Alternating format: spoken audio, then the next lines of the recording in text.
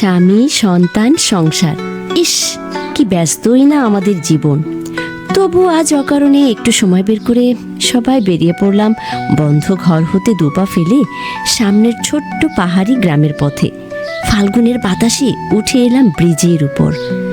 এখানে সরু একটা খাল, খালের দুধারে ঘন বাঁশঝাড়, মেঠো পথ, বেড়ার ঘর, ধান ক্ষেত সব আজ একসাথে ধরা দিয়েছে আমার প্রাণে।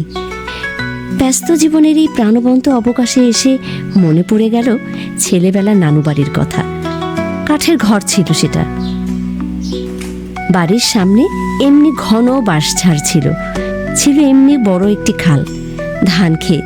এখনো সেসব স্মৃতি হাতড়ে ফিরি।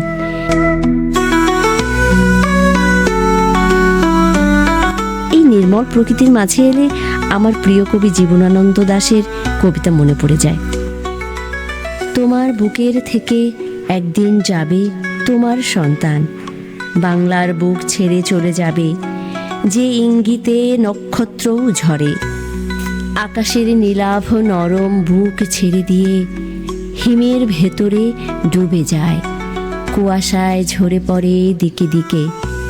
রূপসারি ধান একদিন হয়তোবা নিম পাচা অন্ধকারে গাবে তার গান।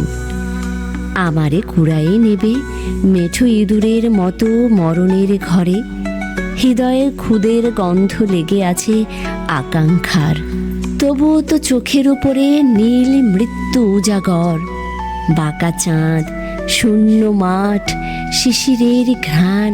কখন মরণ আসে কে বা জানে, কালিদহে কখন যে বাড়ে কমলে নাল ভাঙে, ছিঁড়ে ফেলে গাংচিল শালিখের প্রাণ। জানি না গো, তবু যেন মরি আমি এই মাঠ ঘাটের ভেতর। কৃষ্ণা যমুনার নয়, যেন এই গাঙ্গুরের ঢেউয়ের আঘ্রাণ লেগে থাকে চোখে মুখে। রূপসী বাংলা যেন বুকের উপর জেগে থাকে, তারই নিচে শুয়ে থাকি যেন আমি অর্ধনারীশ্বর।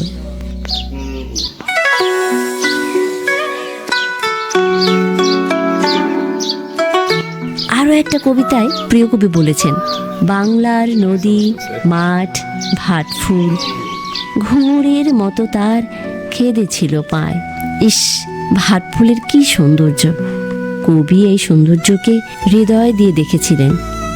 আমরা তো কতই বাইরে বেরোই, এই ভাটফুলের মতো কত নাম না জানা ফুল আমাদের চারপাশে তার সৌন্দর্য মেরে ধরে প্রতিনিয়ত। আমরা কি তাদের আহ্বান শুনি? সময় হয় কই। তাই আজ এই ক্ষণে জীবনানন্দ দাশের শিষ্য হতে এলাম।